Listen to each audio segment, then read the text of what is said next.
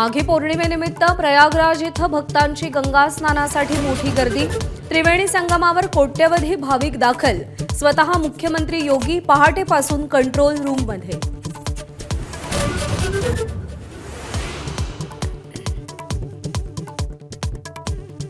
OSD आणि PA नेमण्याबाबत मुख्यमंत्र्यांची रोखठोक भूमिका। काही ओएसडींचे दलालांशी संबंध। शिवसेनेच्या मंत्र्यांना देवेंद्र फडणवीसांचं स्पष्ट उत्तर।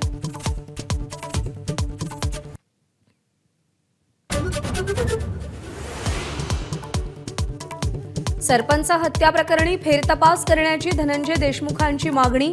आरोपीचं नवं सीसीटीव्ही फुटेज समोर आल्यानंतर धनंजय देशमुखांची पहिली प्रतिक्रिया।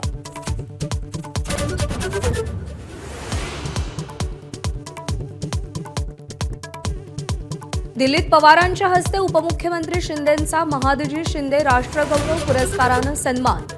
ज्यांनी पुरस्कार दिला त्यांचं नाव जरी पवार असलं तरी ते शिंदेंचे जावई। शिंदेंकडून पवारांवर स्तुतीसुमन।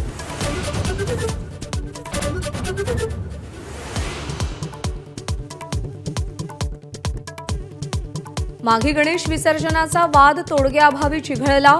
चारकोपच्या राजानंतर कांदिवलीच्या श्रीगणेश मूर्तीचं विसर्जन करण्याचा मंडळाचा निर्णय।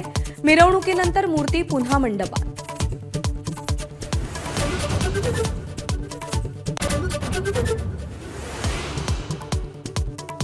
पीएनबी घोटाळ्याप्रकरणी लंडनमध्ये असलेल्या कर्जबुडव्या चोक्सीला कर्करोगानं ग्रासलं।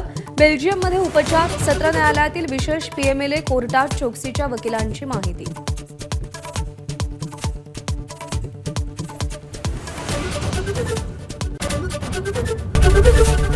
एबीपी माझा, उघडा डोळे बघा नीट।